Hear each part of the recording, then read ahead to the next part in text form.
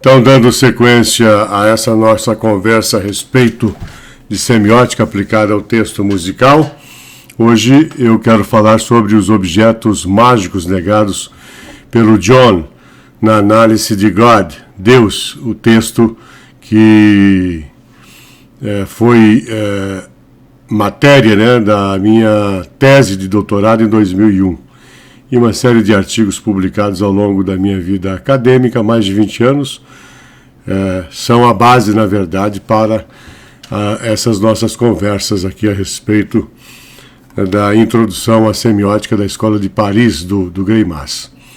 Então, só recapitulando para quem perdeu a última conversa, o texto God do John Lennon, ele se resume numa tese inicial em 3 partes. A tese inicial, ele diz que Deus é um conceito pelo qual medimos a nossa dor, e na segunda parte ele nega a Bíblia, Jesus, essa é a argumentação dele, do ponto de vista epistêmico, né? Então eu acho fraca a argumentação dele, porque se baseia apenas no sistema de fé, que é uma coisa bem pessoal, né? Eu não acredito em Jesus. Por que Deus é um conceito medido da dor? Porque eu não acredito na Bíblia, não acredito em Jesus, em Kennedy, mantra, ele vai envolvendo aí outras figuras emblemáticas aí, representantes da cultura oriental e cultura ocidental também. Para se autoafirmar, eu só acredito em mim, na Yoko e em mim, essa é a realidade, pondo todas as figuras aí no plano da mentira, né, ou da fantasia, uma vez que agora só a crença nele, na Yoko e nele é a realidade, então tudo mais passa a ser não realidade, ou seja, ficção. E a terceira parte da canção, ele diz que o sonho acabou, ele era o tecelão do sonho, mas agora é John, enfim, ele faz uma relação aí entre passado e presente, eu era, mas eu sou, né, tentando aí romper o contrato fiduciário com todas essas figuras citadas, para dizer que agora cada um de nós, né, o que ele chama de dear friends, queridos amigos, na última etapa da sua canção, tem que continuar, ou ir adiante com o seu próprio sonho, ou, na pior das hipóteses, levar adiante o sonho que ele está projetando agora ao lado da Yoko, né, esse novo sonho que fica pressuposto aí. Então, conforme prometido na conversa anterior, hoje eu vou falar sobre cada um dos objetos mágicos e dos sujeitos negados pelo John, do ponto de vista da sua fé. Eu não acredito em magia, é o primeiro objeto que ele nega, que inicia a segunda sequência do enunciado verbal musicalizado, que envolve aí o actante sujeito narrador que informa e manipula, persuadindo sobre o seu não crer, né, em relação aos objetos mágicos nos quais ele nega ali a sua fé, né? Então, o primeiro desses objetos é a magia, lexema que trafega na direção do uso de forças secretas por um determinado sujeito, né, no caso o mago, que é quem faz a magia, com o fim de controlar acontecimentos, pessoas, segundo a tradição, usando-se da evocação de espíritos. Se a gente for buscar e pesquisar a magia, vai trazer aí algumas definições, né? E uma delas seria essa, a evocação de espíritos, aos quais se dizem palavras especiais. Você evoca o espírito, diz ali palavras especiais, espécie de mantras, né? E ele nega também os mantras depois, podendo ser vista como objeto hipotáxico. Então, a magia dentro do texto do John, na análise semiótica imanente do texto, é um objeto hipotáxico na conjunção do sujeito com o objeto valor segurança. Então, ele teria segurança através desses poderes, né, da magia. A origem da magia, né, tem ligação com a necessidade de interação do homem com a divindade. Essa relação entre homem e magia está ligada, né, à sua interação, à sua necessidade de ter algo superior, sobrenatural, como forma de vencer o seu maior adversário, né, que é a própria natureza não humana. É o fato do querer do sujeito superar até mesmo os preceitos morais segundo Constantino de Maria, que é um dos escritores que eu tive que ler a respeito da magia, sugere que a magia antecedeu até mesmo a ética, né? Então, se você quiser mais informações a respeito desse assunto, leia a Enciclopédia de la Magia e la Brujeria de Constantino de Maria, página 229. Então, todas essas práticas, como vemos, né, variam de cultura a cultura, né, e são correntes ideológicas observadas no bojo das sociedades, condicionadas à questão epistêmica, né, do crer. Quer dizer, nem todos creem na existência da magia, mas há aqueles que creem na existência. Se existe o bem, também existe o mal, né? Por isso devem ser resgatadas, né? Como forma de estabelecer todos os valores rejeitados pelo sujeito narrador. Então, estou resgatando aqui essa incursão na magia por conta da palavra magic, que ele nega, que aparece na segunda parte da música. Então, os valores que estão investidos na magia são negados agora pelo John. Isso pressupõe que um dia ele passou a acreditar, ele foi curioso, né, a respeito da magia. E que, de certa maneira, conduz aí, né, a palavra magic ou magia, conduz à isotopia da divindade. O não crer presente do narrador textual na magia pressupõe uma crença anterior nesse objeto mágico. Concorda comigo?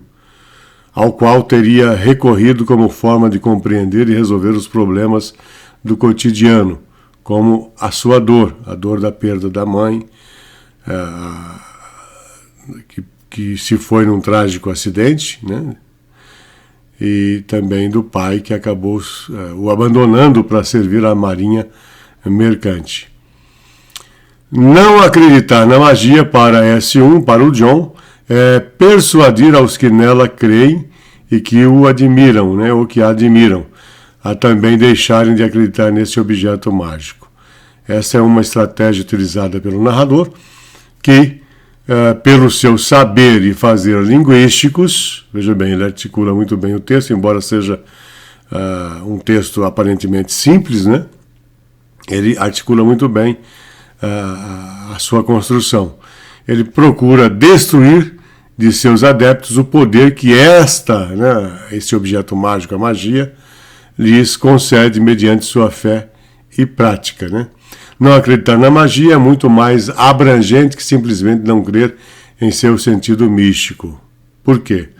O seu não crer alcança também uma dimensão musical estancada no passado, inserido no sonho coletivo, porque traz de volta pelo processo de embreagem e debreagem o Paul McCartney, né, seu parceiro de Beatles, e em consequência os próprios Beatles, né, o George Harrison, o Ringo Starr, empenhados em incitar o sonho, as fantasias em seus fãs dedicados às magias. Então veja bem, há sem dúvida, se o formos observar atentamente, uma manipulação por provocação do John a todos os seguidores da magia e dos próprios Beatles. Então essa provocação vai seguir todos os outros objetos mágicos negados por ele, sujeitos presentes em seu texto nessa segunda parte da canção. Essa provocação, no caso de John, soa como uma espécie de vingança, uma espécie de desforra, né, do ex-colega da época dos Beatles, né, o Paul McCartney. Essa provocação tem o mesmo som do silêncio. Por quê? Que insere em seu texto musical, conduzido por uma pausa breve em sua voz e instrumentos. Na hora que ele nega a última figura emblemática, que são os Beatles, então tem um breve silêncio. Logo após a negação do último sujeito discursivo, né, que são os Beatles.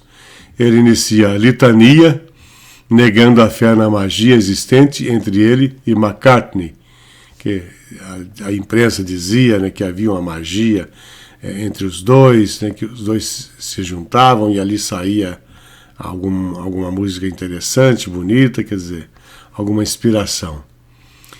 Ele inicia então a sua litania, porque assim, eu não acredito, é uma litania, né, como se fosse um rosário que você vai contando, né? Como se fosse uma ladainha, né? Então ele vai negando a sua fé na magia existente entre ele e o McCartney, encerra a sua fé, ou a sua litania, né? Com a negação da sua fé nos Beatles, produto da magia dos dois, em colaboração, claro, com George Harrison, né? E com o Ringo Starr. Então, nos parece, então, essa a sua maneira de substituir o mito Beatles. Ele procura substituir o mito Beatles por ele mesmo. Ele se sobrepõe, né? Se coloca como superior aos Beatles, né? E se estabelece como sujeito também mitológico de maneira agora individualizada ou, na pior das hipóteses, dualizada. Por que dualizada? Porque ele diz que acredita somente nele e depois ele diz na Yoko e em mim. Então a característica mitológica delegada aos Beatles, tidos, né, como algo que se eterniza e se fixa no seio das sociedades, como modelo absoluto e indestrutível, reivindicada por S1, pelo John, com o fim de eternizar-se, né? Agindo assim, o sujeito narrador reivindica para si o estatuto de Deus, com D minúsculo, único detentor do poder para fazer o SX, que é o público, desacreditar no mito Beatles, né? E para se instituir como um novo mito, querendo arraigar-se no coração dos fãs, como o único sujeito e objeto de adoração, portador de novos valores de caráter humanista, antropocêntrico, porém egocêntrico, né? Vemos aí um sujeito narcisista, egocêntrico. John se instaura assim, revestido de um caráter mitológico como o The God-Man, com G minúsculo, né? O homem-deus. Na nossa próxima conversa, eu vou falar sobre o I Ching, o livro chinês das mutações, que o John também vai negar, nessa nossa análise objetiva, imanente do texto, contando com a semiótica do Gray Mass. Grande abraço, espero que você tenha gostado e até a próxima, então.